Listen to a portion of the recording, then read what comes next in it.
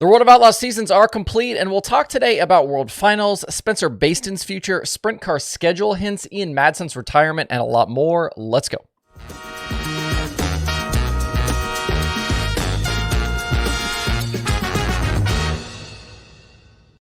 It's Sunday, November 5th. I'm Justin Fiedler. This is DIRTRACKR Daily. A bunch of stuff to get into today, especially around World Finals. Several news items to talk about, plus results and championships. I know there are always a lot of complaints every year about Charlotte and how it races and the dust, but man, if you are a dirt racing fan, it's a really good event. You won't find that group of racers together on the same track at any other point during this season. And if you haven't been before, I'd highly recommend it. They keep the days packed with all sorts of events and activities. They've got a busy midway. They've got displays. There's merch trailers. They do the stage with interviews. It's really just a 4-day festival of dirt racing. Definitely pack some goggles or safety glasses because the dust, not great. But if you can look past that, it's hard to find many faults with World Finals. Dirt Track at Charlotte is a top-notch facility, and you can really have any number of different experiences there. You can sit in the massive grandstands on the front straightaway. You can wander the pits for hours. There's also pit grandstands, or you can bring a folding chair and sit on the hill in turn 4. Place was packed with fans all weekend, and for all the complaining, the competitors really show up for this one. 50-plus sprint cars, 40-plus big block modified, something like 75 late models. Great fields for what are usually the sole headline division on any regular night. You get all 3 of them together. And I'd be curious to know how much business gets done on the grounds at Charlotte every year, because a lot of the industry's main players, whether it's parts people or track promoters or sponsors or media people or whoever, show up to this event. Wandering around, you see all sorts of people huddled around in conversations throughout the day, and important people huddled in conversations. As for the racing, there were some sketchy moments through the week for sure. We saw Zeb Wise's big crash back on Thursday where the throttle was hung wide open as he continued to tumble around. A scary situation. Obviously, he went to the hospital, checked out, okay, didn't race the rest of the weekend. Austin McCarl, Devin Borden also had wild rides as well, and there were some curious decisions like not hot lapping before those sprint car heat races on Thursday. I know some in the sprint car pit area were not happy about that. But overall, I thought the racing was pretty good all week. On the late model side, Ricky Thornton Jr. won 2 of 3 features, including a 10th to the win charge last night. He's now up to 38 total wins on the season, and he's not done just yet. Mike Marlar won the opener back on Thursday to kick off his new Skyline Motorsports deal. Was fast all weekend as well. There's no reason to believe, he'll slow down headed into 2024. And Bobby Pierce was crowned champion, which was really just a formality for the week. He ended the season with 14 wins in 38 races and 32 top 10s. The final margin back to Chris Madden was 112 points. Brandon Shepard, Kyle Bronson, and Nick Hoffman completed the top 5 in the standings. And after all the shenanigans last week with Bobby's video and calling me out for saying he wouldn't make it the full season, I did go grab a hat and a championship shirt from his merch trailer, tracked him down for a quick photo. That was a fun subplot for me the past few days. I have no problem with getting called out for my takes if they end up being wrong in the future. Other guys who looked good this week, Chris Madden, Dale McDowell, while some heavy hitters had a disappointing week. Jonathan Davenport's best finish of the 3 nights was an 11th. Bishop looked to be missing some pace as well after that big Dirt Track World Championship win at Eldora. And Brandon Overton was outside the top 15 the final 2 nights after starting on the Thursday pole and finishing 3rd. A lot of these late model teams will stick around the South this week with the Flow Series finale coming up Friday and Saturday at Sonoya in Georgia. With the sprint cars, 3 different weekend winners. David Gravel back on Thursday, Brent Marks Friday, Brad Sweet winning in a walk-off last night. I know some hoped the championship would come down to the wire, but as hard as the narrative was kind of being pushed into this week, this thing was really never in doubt and hasn't been for a while.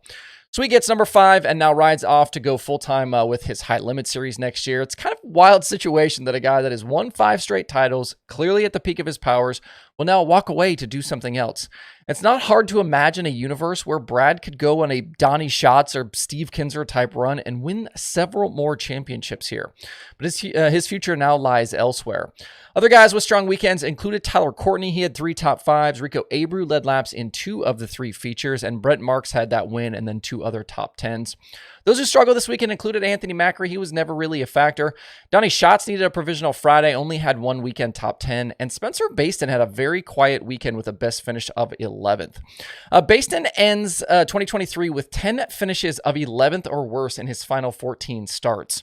As we await the rest of the Sprint Car Silly season to shake out, Bayston could be one that's on the hot seat there with CJB Motorsports. He did not take a step forward in performance from year 1 to year 2 out with the Outlaws, and there have been rumblings about a change here. It's also not often a good sign when a guy is selling his merch trailer at season's end. CJB could be on the market here for a new driver, and they are also one of the rumored Outlaw teams looking for a potential flip to High Limit for next season. As for Outlaw and High Limit news about things next year, I would expect the schedules very soon. I've heard the High Limit calendar basically complete at this point, while Johnny Gibson mentioned at one point during the World Finals broadcast that the Outlaw slate will include at least 400,000 to win races next season, should be dropped very soon. You'd expect that list of 100,000 to win races to include, obviously, the Knoxville Nationals, Kings Royal, and High Bank Nationals at Huset's. Those were all 100,000 win plus races in 2023. What that fourth will be, though, I'm not sure. I saw some wondering if maybe the National Open will be bumped up from 75K to 100K plus. Most series making West Coast trips seems all but announced at this point as well, and I would expect some purse bumps from the Outlaws to help them be more competitive with High Limit going forward. Super DIRTCar Series closed out their season with Matt Shepard winning 2 of the 3 World Finals features and clinching his 10th career series championship. Tim Fuller was the other main event winner. Matt Williamson ended up second with Jimmy Phelps, Mike Mahaney, and Tim Sears Jr. rounding out the standings in the top 5. Shepard should again win all 4 major Northeast Modified Championships between the Super DIRTCar Series and the Short Track Super Series divisions, just like he did last year.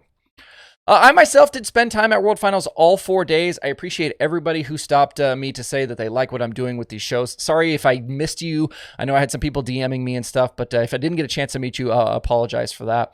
I'm going to keep pushing, though, for better as we move forward with these shows and keep working to make things more fun, more interesting, and more good topics. I do some content things at World Finals. I took a bunch of photos. You'll see some of those in the future. And actually, this photo right here on my screen is one of them that I took. But I really spent the time at the track really to kind of spend, take as much time as I could to have conversations with a bunch of people. It was nice to see some folks I hadn't seen in a while. And thanks everybody who made some time for me and obviously took the time out of their busy schedules at World Finals to chat. Besides World Finals, we also had some racing out west this weekend. 360 Sprint Car Challenge Tour year ended with Justin Sanders in victory lane and Justin Cox crowned a series champion Saturday. That was at Stockton. Also at Stockton, Buddy Kofoid drove the Roth 83 to the NARC 410 victory, with Corey Day clinching the NARC title for the first time in his young career. Day is obviously star on the rise, and I think we'll see a lot more from Kofoid in 2024 as well. At Kokopah with the USAC CRA Sprint Cars, Days and Pursley swept the weekend driving for Team AZ.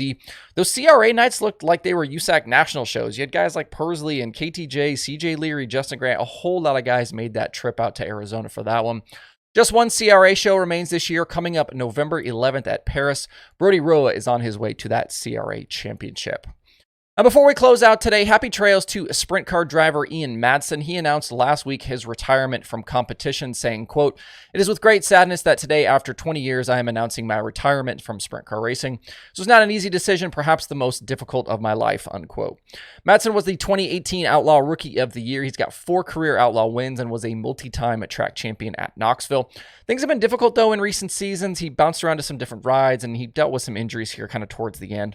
Here's to a successful next chapter for the Australian driver. That's it for the show today. Hope you guys have a great Sunday out there. We'll see you right back here tomorrow.